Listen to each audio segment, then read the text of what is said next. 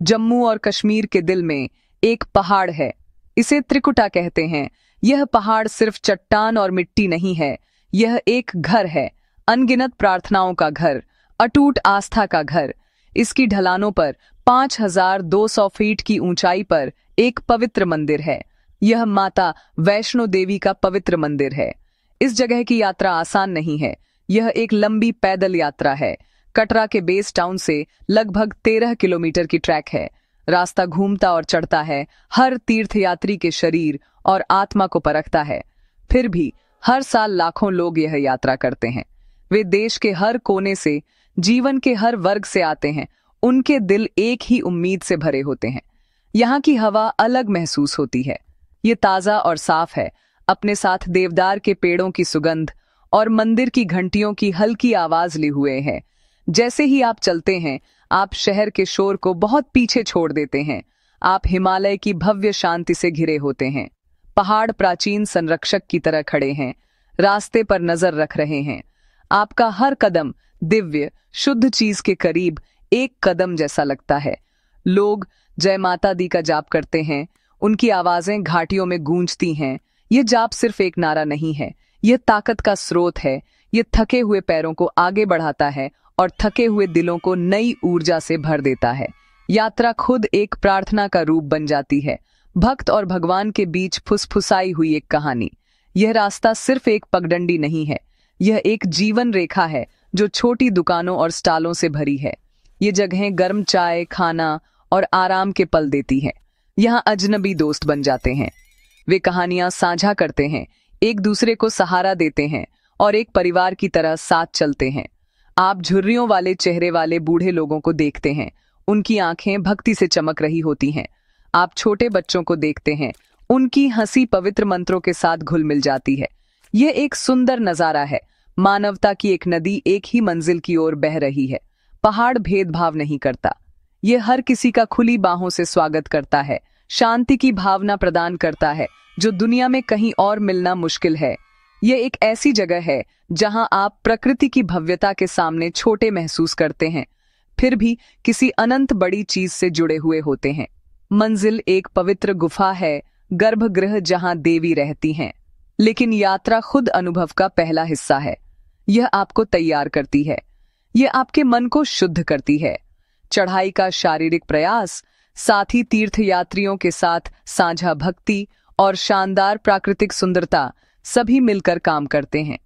वे आध्यात्मिकता का एक अनूठा माहौल बनाते हैं। मंदिर पहुंचने से पहले ही आप अपने अंदर एक बदलाव महसूस करते हैं। पहाड़ में आपकी आत्मा से बात करने का एक तरीका है, आपको आस्था की शक्ति और मानवीय भावना की सहन शक्ति की याद दिलाता है। यह एक यात्रा है जो एक कदम से शुरू होती है, लेकिन दिल में शांति और जीवन भर बताने के लिए एक कहानी के साथ समाप्त होती है। हर प्राचीन जगह की एक कहानी होती है, एक ऐसी कहानी जो पीढ़ी दर पीढ़ी सुनाई और दोहराई जाती है। वैष्णो देवी की कहानी एक दिलचस्प कहानी है जो रहस्य और दिव्य शक्ति से भरी हुई है। कहा जाता है कि बहुत पहले देवी का जन्म एक सुंदर लड़की के रूप में हुआ था जिसका नाम वैष्णवी था। वह भगवान विष्णु की एक महान भक्त थीं और उन्होंने ब्रह्मचर्य का व्रत लिया था। भैरवनाथ नामक एक तांत्रिक ने उसे देखा और उसकी सुंदरता से मोहित हो गया। उसने उसे पीछा करना शुरू कर दिया, उसे शादी करने के लिए मजबूर करने की कोशिश की। उसके अवांछित अग्रिमों से बचने के लिए वैष्णवी ने अपना घर छोड़ दिया और त्रिकुटा पहाड़ों में भाग गई। उसे उम्मीद थी कि वह अपनी आध्यात्मिक प्रथाओं को शांति से जारी रख सकेगी, उसकी ताक झांक करने वाली नजरों से दूर। पीछा लंबा और कठिन था। वैष्णवी अपने दिव्य रूप में पहाड़ों से भागी, भैरवनाथ लगातार उसका पीछा कर रहा था। किंवदंती कहती है कि इस पीछा के दौरान वह कई जगहों पर रुकी।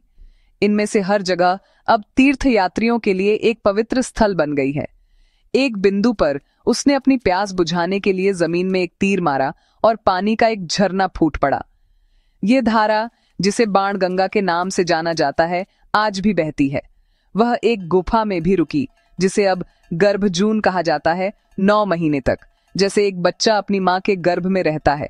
ये कहानियां सिर्फ कहानियां नहीं हैं, वे एक दिव्य यात्रा के प्रतीक हैं जिनमें से प्रत्येक का भक्तों के लिए एक विशेष महत्व है जो उसके मार्ग का अनुसरण करते हैं। आखिरकार एक लंबे पीछा के बाद देवी उस पवित्र गुफा में पहुंची जहां आज मुख्य मंदिर स्थित है। उन्हें उम्मीद थी कि भैरवनाथ हार मान जाएगा और उन्हें अकेला छोड़ देगा, लेकिन वह भी वहां उसका पीछा करते हुए पहुंच गया। जब उसने गुफा में घुसने और उसका सामना करने की कोशिश की तो वैष्णवी उसकी जिद और सहन नहीं कर पाई। उसने अपना मानवीय रूप त्याग दिया और महाकाली के रूप में अपना सच्चा दिव्य स्वरूप प्रकट किया, जो देवी का उग्र रूप है। हाथ में एक शक्तिशाली त्रिशूल लेकर उसने गुफा के मुहाने पर भैरवनाथ का सामना किया। वह अब कोमल वैष्णवी नहीं थी, बल्कि एक शक्तिशाली योद्धा देवी थी जो अपनी गरिमा की रक्षा करने और बुराई को नष्ट करने के लिए तैयार थी। इसके बाद की लड़ाई में देवी ने भैरवनाथ का सिर काट दिया। उसका सिर उड़ गया और पास के एक पहाड़ की चोटी पर जा गिरा।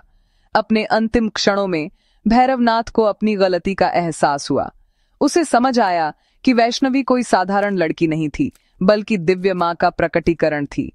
उसने माफी मांगी। सदा दयालु देवी ने उसे माफ कर दिया और उसे एक वरदान दिया। उसने घोषणा की कि उसके मंदिर की कोई भी तीर्थ यात्रा भैरवनाथ के मंदिर की यात्रा के बिना अधूरी मानी जाएगी।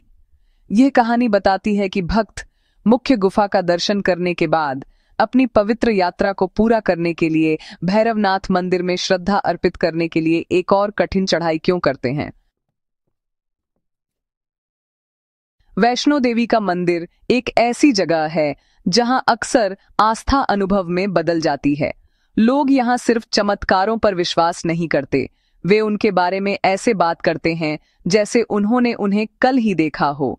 ये कोई भव्य, धरती को हिला देने वाली घटनाएं नहीं हैं, बल्कि छोटे व्यक्तिगत क्षण हैं जो एक भक्त के विश्वास को मजबूत करते हैं।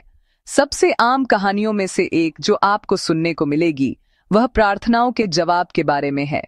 लोग यहाँ भारी मन से आते हैं, बीमारियों, वित्तीय परेशानियों या पारिवारिक विवादों का बोझ लिए हुए। वे पूरी ईमानदारी से प्रार्थना करते हैं और कई दावा करते हैं कि उनकी इच्छाएं पूरी हुईं। एक निसंतान दंपति को बच्चे का आशीर्वाद मिलता है। एक बीमार व्यक्ति को ठीक होने का रास्ता मिलता है। ये व्यक्तिगत चमत्कार देवी में अपार विश्वास की नींव है। अजीब और अकथनीय घटनाओं की कहानियां भी हैं। कुछ तीर्थयात्री ऊर्जा के अचानक उछाल की बात करते हैं, जो उन्हें कठिन ट्रैक पूरा करने में मदद करती है, भले ही वे हार मानने वाले थे। वे इसे एक अदृश्य हाथ से मिली एक कोमल धकेल के रूप में वर्णित करते हैं। अन्य लोग एक रहस्यमयी सुगंध के बारे में बात करते हैं जो कभी कभी पवित्र गुफा के आसपास हवा में भर जाती है। ताजे फूलों की सुगंध जहां कोई नहीं है। लोगों के अजीब दिव्य प्रकाश देखने या मंदिर के पास हल्की मधुर संगीत सुनने के खाते भी हैं। ये अनुभव बहुत व्यक्तिगत हैं और विज्ञान द्वारा सिद्ध नहीं किए जा सकते, लेकिन जिस व्यक्ति को इसका अनुभव होता है उसके लिए यह दिव्य से सीधा संवाद है, एक संकेत है कि उनकी भक्ति को स्वीकार किया गया है। श्रीधर की कहानी पर विचार करें। वह पंडित जिन्होंने सदियों पहले पवित्र गुफा की खोज की थी।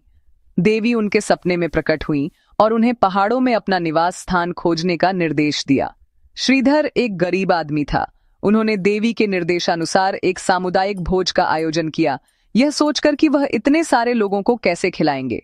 किंवदंती कहती है कि देवी एक युवा लड़की के रूप में प्रकट हुई और सभी को भोजन परोसा। भोजन कभी खत्म नहीं हुआ और सभी मेहमानों के लिए पर्याप्त था। भोजन के गुणा होने का यह चमत्कार वैष्णो देवी की एक मूलभूत कहानी है। यह उन्हें एक प्रदाता के रूप में दिखाती है, एक माँ जो अपने सभी बच्चों की देखभाल करती है, यह सुनिश्चित करती है कि कोई भूखा न रहे। चमत्कारों की ये कहानियां एक महत्वपूर्ण उद्देश्य की पूर्ति करती हैं। वे आस्था को जीवित और शक्तिशाली रखती हैं। एक ऐसी दुनिया में जो ज्यादा से ज्यादा तार्किक और वैज्ञानिक होती जा रही है, वैष्णो देवी रहस्य और आश्चर्य का एक क्षेत्र बनी हुई है। यह विश्वास कि देवी अपने भक्तों के जीवन में सक्रिय रूप से हस्तक्षेप करती हैं, एक शक्तिशाली आकर्षण है। यह लोगों को उम्मीद देता है। यह उन्हें महसूस कराता है कि वे अपने संघर्षों में अकेले नहीं हैं। चाहे ये चमत्कार वास्तविक हों या सिर्फ गहरी आस्था का परिणाम, यह व्यक्तिगत विश्वास का मामला है। लेकिन लाखों लोगों के लिए जो त्रिकुटा पर्वत पर चढ़ते हैं, अदृश्य शक्ति की ये फुसफुसाहटें बहुत वास्तविक हैं। जो उनकी यात्रा को उनके अपने व्यक्तिगत चमत्कार की खोज बनाती हैं। लंबी ट्रैक का अंतिम पड़ाव पवित्र गुफा ही है। यह भव्य वास्तुकला वाला मानव निर्मित मंदिर नहीं है, यह एक प्राकृतिक गुफा है, संकरी और प्राचीन। यहाँ पहुंचना पहाड़ के दिल तक पहुंचने जैसा लगता है। पहले तीर्थयात्रियों को गर्भगृह तक पहुंचने के लिए मूल अत्यंत संकरी गुफा से होकर जाना पड़ता था। इस रास्ते में ठंडे पवित्र जल की धारा, जिसे चरण गंगा के नाम से जाना जाता है, में से होकर गुजरना पड़ता था। माना जाता है कि यह जल देवी के चरणों को धोकर बहता है। इस गुफा से होकर चलना शारीरिक फिटनेस और मानसिक दृढ़ता दोनों की परीक्षा थी। यह अपने अहंकार को पीछे छोड़ने और पूरी विनम्रता के साथ दिव्य के पास जाने का प्रतीक था। आज लाखों तीर्थयात्रियों की सुविधा के लिए प्रवेश और निकास के लिए 2 नई चौड़ी सुरंगें बनाई गई हैं। मूल गुफा अब केवल विशेष अवसरों पर या जब भीड़ कम होती है तभी खोली जाती है। हालांकि अनुभव का सार वही रहता है। गुफा के अंदर देवी की कोई भव्य मूर्ति या प्रतिमा नहीं है। इसके बजाय उन्हें 3 प्राकृतिक चट्टान संरचनाओं द्वारा दर्शाया गया है, जिन्हें पवित्र पिंडियां कहा जाता है। ये पिंडियां सर्वोच्च देवी के 3 रूपों का प्रतीक हैं: महाकाली विनाश और समय की देवी, महालक्ष्मी धन और समृद्धि की देवी, और महासरस्वती ज्ञान और बुद्धि की देवी। यह निराकार प्रतिनिधित्व अद्वितीय और गहरा है। गुफा के अंदर का माहौल बिजली जैसा है। यह मंत्रों की ध्वनियों और हजारों भक्तों की सामूहिक ऊर्जा से भरा है। भले ही आपको दर्शन के लिए कुछ ही पल मिलते हैं, यह अनुभव एक स्थायी प्रभाव छोड़ता है। पवित्र पिंडियों को देखना, जिनकी सदियों से पूजा की जाती रही है, आपको आस्था की एक कालातीत परंपरा से जोड़ता है। चरण गंगा के पानी का निरंतर प्रवाह, प्राचीन चट्टानें और कच्चा प्राकृतिक वातावरण आपको ऐसा महसूस कराता है कि आप वास्तव में एक पवित्र स्थान पर हैं जो आधुनिक दुनिया से अछूता है। यह एक शक्तिशाली अनुस्मारक है कि दिव्यता सबसे सरल और सबसे प्राकृतिक रूपों में मौजूद हो सकती है। वैष्णो देवी की विशिष्टता एक चुनौतीपूर्ण यात्रा और एक गहरे रहस्यमय गंतव्य के इस संयोजन में निहित है। यह सिर्फ एक मंदिर का दौरा करने के बारे में नहीं है, यह एक आध्यात्मिक खोज करने के बारे में है। गुफा मां देवी के गर्भ का प्रतिनिधित्व करती है और इसमें प्रवेश करना एक आध्यात्मिक पुनर्जन्म जैसा है। पानी आपके पिछले कर्मों को शुद्ध करता है, संकरा रास्ता आपके अहंकार को विनम्र करता है और पिंडियों का दर्शन आपके दिल को दिव्य कृपा से भर देता है। यही कारण है कि मंदिर लाखों लोगों के दिलों में इतना खास स्थान रखता है। यह एक भीतर की यात्रा है जितनी यह ऊपर की यात्रा है। एक ऐसा मार्ग जो न केवल पहाड़ में एक गुफा तक ले जाता है, बल्कि किसी के अपने दिल के भीतर आस्था के गर्भगृह तक